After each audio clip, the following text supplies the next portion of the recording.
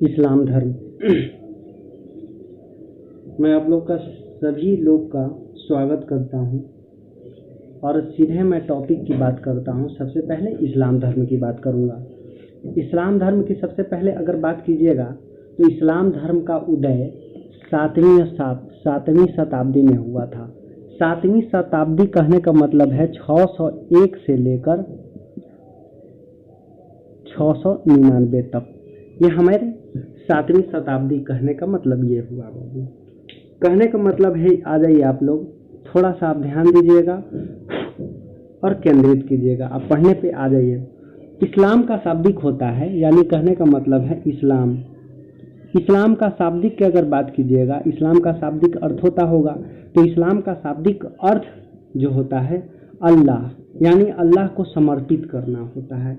और इस्लाम धर्म में जो भी विश्वास यानी आस्था रखने वाले लोगों को हम लोग मुसलमान कहते हैं। मुसलमान कहते हैं। इस्लाम धर्म का प्रवर्तक या संस्थापक की बात कीजिएगा, यानी इसका संस्थापक की बात कीजिएगा तो संस्थापक की अगर बात कीजिएगा तो पैगंबर हजरत मोहम्मद साहब का विवरण मिलता है, विवरण देखने को मिलता है। अगर पैगंबर का अर्थ अगर बात कीजिएगा तो पैगंबर का अर्थ होता है ईश्वर का दूत।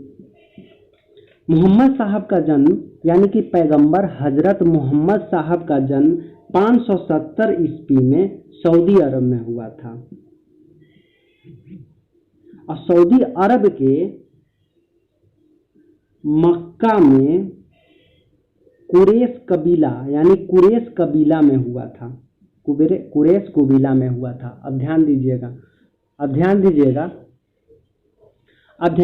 सबसे पहले अगर बात कीजिएगा तो इस्लाम धर्म का उदय किस हुआ, तो इस्लाम धर्म का उदय 7वीं शताब्दी ईस्वी में। इस्लाम का शाब्दिक अर्थ होता है अल्लाह को समर्पित करता, यानी अल्लाह को याद करना। इस्लाम धर्म में आस्था रखने वाले को हम लोग मुसलमान कहते हैं। तो वही इस्लाम का धर्म का प्रवर्तक या संस्थापक के रूप में पैगंबर हजरत मोहम्मद साहब को विवरण देखने को मिलता है। पैगंबर का शाब्दिक अर्थ होता है ईश्वर का दूत। वही मोहम्मद साहब का जन्म का बात कीजिएगा तो हजरत मोहम्मद साहब का जन्म 570 ईस्वी में सऊदी अरब के मक्का में कुरैशी कबीला में हुआ था। अब आ जाइए, हम ध्यान देने वाली बात यह है, तो वही हजरत मोहम्मद साहब के पिता का नाम, यानी कि हजरत मोहम्मद साहब का पिता का नाम अगर बात कीजिएगा तो उनका पिता का नाम अब्दुल्ला हुआ करता था। और उनका माता का नाम अगर बात कीजिएगा तो यानी हजरत मोहम्मद साहब के माता का नाम अमीना हुआ करता था। तो वही उसका दादा, यानी कि दादा अब्दुल मुतालिब हुआ करता था। अब्दुल मुतालिब हुआ करता था। और ठीक उसके बाद अगर बात कीजिएगा उसका चाचा, तो यानी चाचा का नाम अगर बात कीजिएगा तो अबू तालिब हुआ करता था। जो इनका पालन पोषण जो किया था अबू तालिब ने किया था, क्योंकि जब हजरत मोहम्मद साहब पैदा हुए थे तो इनका माता पिता का देहांत हो गया था, यानी निधन हो गया था। तो वही से चाचा यानी अबू तालिब को किया, क्योंकि इनके जन्म के पूर्व जो है, जब हजरत मोहम्मद साहब का जन्म हुआ तो पिता और माता का निधन हो गया, और उसके बाद इसका देख रेख चाचा यानी अबू तालिब ने किया था। और मोहम्मद साहब अबू तालिब ने किया था। अगर बात कीजिएगा अबू तालिब कहने का मतलब है कि मोहम्मद साहब का एक नाम खदीजा नामक विधवा से शादी हुई। हजरत मोहम्मद साहब का खदीजा यानी इनकी पत्नी हुई, और इनकी शादी हुई और विधवा हुई थी, और ये व्यापार थी। और हजरत साहब मोहम्मद साहब का इनसे 2 पुत्र और 4 पुत्री की प्राप्ति भी हुई। अब अगले हमने देखेंगे तो हजरत मोहम्मद साहब का 40 वर्ष की अवस्था में 610 ईस्वी में हीरा नामक, यानी हीरा नामक एक गुफा हुआ करता था और उसी में इनका ज्ञान प्राप्त हुई। उन्होंने बहुवयवाद यानी बहुवयवाद मतलब बहुत सारा, बहुवयवाद को विरोध किया और एकेश्वरवाद, एकेश्वर मतलब एक में विश्वास करने वाला, और एकेश्वरवाद पर बल दिया, यानी बल दिया। और जुलाई अगर बात कीजिएगा तो जुलाई 622 ईस्वी में हजरत मोहम्मद साहब मक्का में, यानी कि मक्का के मदीना में यात्रा किए, जिसे हिजरी सनवत कहा गया। हिजरी सनवत कहा गया, यानी कि हिजरी सनवत कब कहा गया? तो 622 ईस्वी में मक्का में, जब मक्का मदीना जा रहे थे तो हिजरी सनवत कहा जाता था। इस्लाम जगत का पहला सनवत हिजरी सनवत को माना जाता है। अगर हजरत मोहम्मद साहब और मुसलमानों को जिम्मी कहा जाता था, यानी कि हजरत मोहम्मद साहब और गैर मुसलमान को जिम्मी कहा जाता था, यानी कि जोर जबरदस्ती नहीं था। आप अगर मुसलमान यानी इस्लाम धर्म कबूल करते हैं तो इस्लाम धर्म कबूल कर लीजिए, अन्यथा आप नहीं कीजिए। अगर आप नहीं कीजिएगा इस्लाम कबूल तो आपको जिम्मी कहा जाएगा, और जिम्मी यानी किसको कहा जाता है? तो गैर मुसलमान को जिम्मी कहा जाता है, गैर मुसलमान को जिम्मी कहा जाता है। और इससे जब आप गैर मुसलमान हो जाइएगा तो हजरत मोहम्मद साहब ने एक कर लाया गया जिन्हें जजिया कर कहा जाता है। तो जजिया कर किससे लिया जाता था? जो इस्लाम धर्म नहीं कबूला उसी को कहा जाता था। यानी गैर मुसलमान को जजिया कर कितना लगता था बाबू? तो 1/10 या 1/20 या 1/30 भाग तक होता था।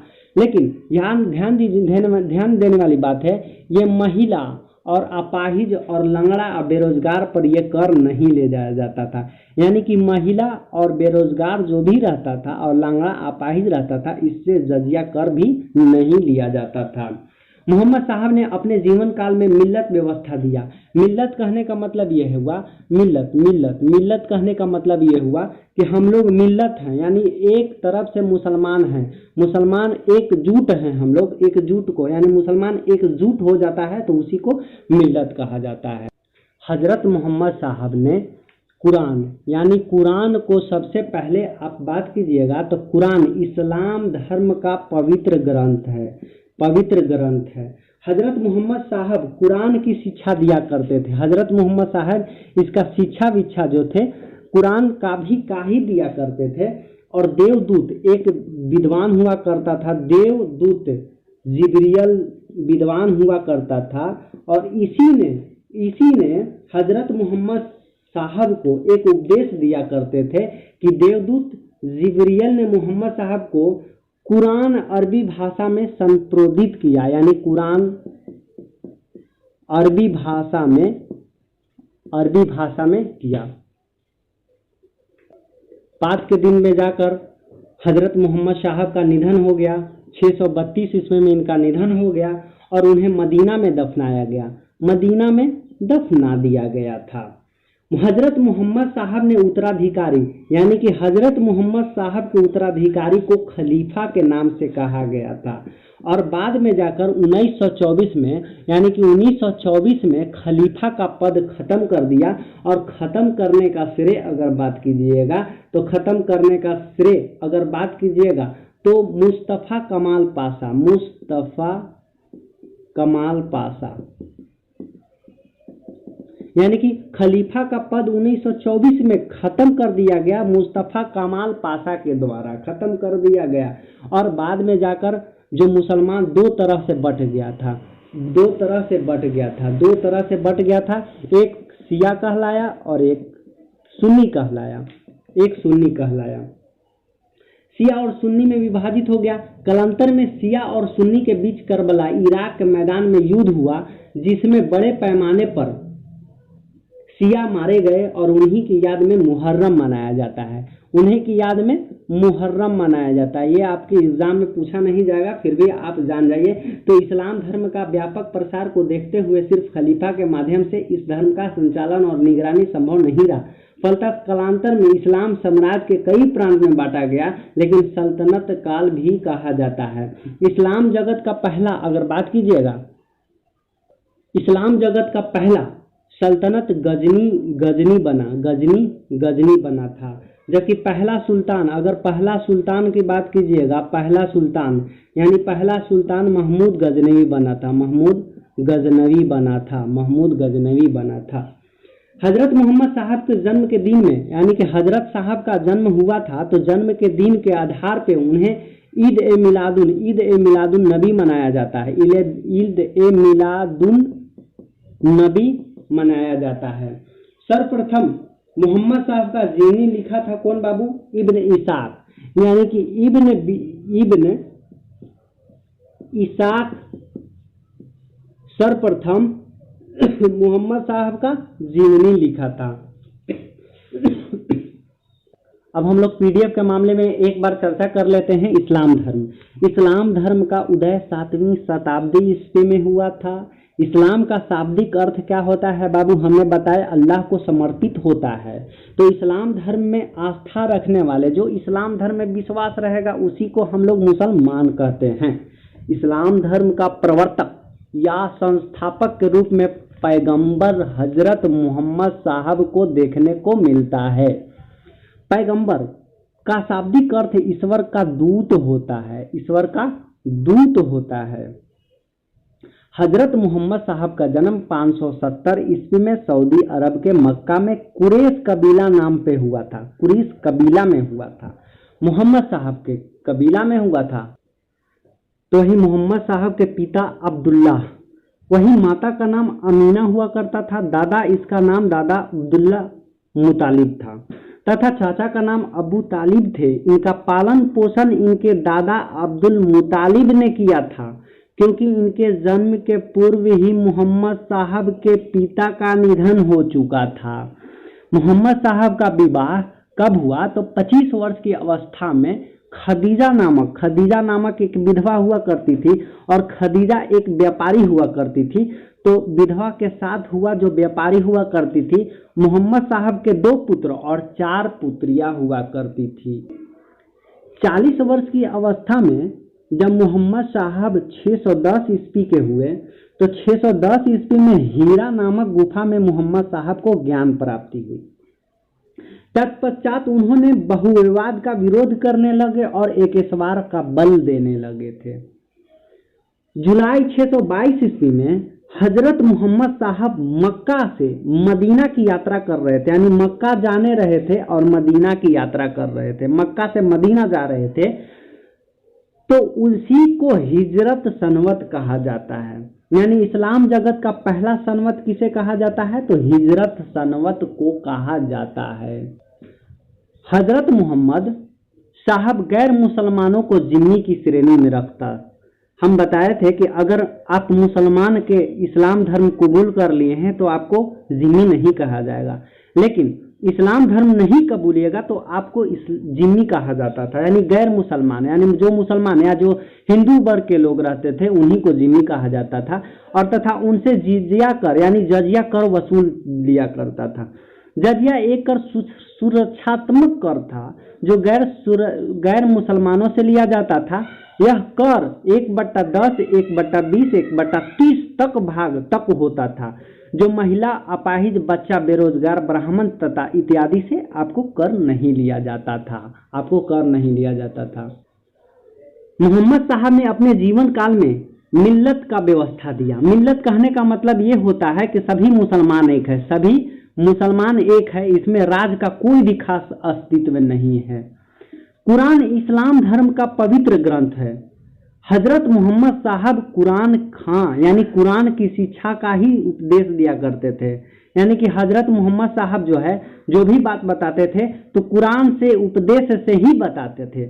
और देवदूत जिब्रियल ने मोहम्मद साहब को कुरान में अरबी भाषा में संप्रेरित किया था। हजरत मोहम्मद साहब का निधन 632 ईस्वी में हो गई। उन्हें मदीना में दफना दिया गया। हजरत मोहम्मद साहब ने उत्तराधिकारी को खलीफा कहा गया। जो हजरत साहब का अगर खलीफा की बात की, उत्तराधिकारी की बात कीजिएगा तो हजरत मोहम्मद साहब का उत्तराधिकारी का नाम खलीफा रखा गया। और 1924 ईस्वी में तुर्की के शासक मुस्तफा कमाल पाशा ने खलीफा पद को समाप्त कर दिया और मोहम्मद साहब के निधन के पश्चात इस्लाम धर्म 2 भाग में बट गया। यानी कि शिया और सुन्नी में बट गया, शिया और सुन्नी में दो भाग में बट गया। कालांतर में अगर बात कीजिएगा तो कालांतर में सुन्नी के बीच और शिया के बीच, यानी शिया और सुन्नी के बीच में करबला के मैदान में युद्ध हुआ, जिसमें बड़े पैमाने पर शिया मारे गए और उन्हीं के याद में जो शिया मारा जाता है, तो शिया मारे जाने की याद में मुहर्रम मनाया जाता है। इस्लाम धर्म का व्यापक प्रसार को देखते हुए सिर्फ खलीफा के माध्यम से इस धर्म का संचालन और निगरानी संभव नहीं रहा। इस्लाम जगत का पहला सल्तनत गजनी बना, यानी कि इस्लाम जगत का पहला गजनी बना। कौन बना बाबू? इस्लाम जगत का पहला सल्तनत गजनी बना, जबकि पहला सुल्तान महमूद गजनवी बना। हजरत मोहम्मद साहब के जन्मदिन के बाद, यानी हजरत साहब को जब जन्म हुआ था तो उन्हीं के याद में ईद मिलादुन नबी पर्व के रूप में मनाया जाता है। इब्न इसाक ने एक नाम विद्वान हुआ करते थे। इब्न इसाक ने सर्वप्रथम मोहम्मद साहब को जीवनी लिखा था। ठीक इसके बाद ईरानियों ने हमारे देश को हिंदुस्तान कहकर संबोधित किया था। यूनानियों ने इसे इंडिया भी कहा। कहने का मतलब है कि हिंदुस्तान शब्द पहले किसने कहा? तो ईरानियों ने कहा था। भारत की जनता के संदर्भ में हिंदू शब्द, यानी हिंदू शब्द का सर्वप्रथम प्रयोग कौन किया था? तो अरब वालों ने किया था, यानी अरबों द्वारा किया गया था। नमाज के दौरान मुसलमान मक्का की तरफ मुंह करके खड़े होते हैं। भारत में मक्का पश्चिम की ओर पड़ता है और मक्का की ओर की दिशा को किबला कहा जाता है। सुन्नी उसे कहते हैं जो सुन्ना में विश्वास रखते हैं। सुन्ना मोहम्मद साहब को कथनों व कार्यों का विवरण था। हजरत अली की शिक्षाओं में विश्वास रखने वाले को शिया कहा जाता था। हजरत अली मोहम्मद साहब के दामाद थे। भारत में सर्वप्रथम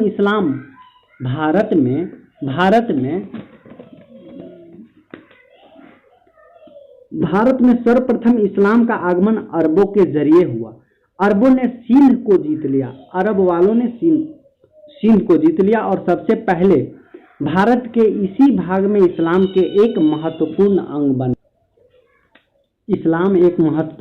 बन गया। यानी कि भारत में सर्वप्रथम इस्लाम का आगमन अरबों के जरिए हुआ, अरबों के सिंध को जीत लिया। 712 ईस्वी में सफल आक्रमण हुआ जो मोहम्मद बिन कासिम के नेतृत्व में, और हम लोग पढ़ेंगे यानी कि अरब पे आक्रमण कैसे हुआ, इसको बारे में हम लोग अगले वीडियो में करने की कोशिश करते हैं।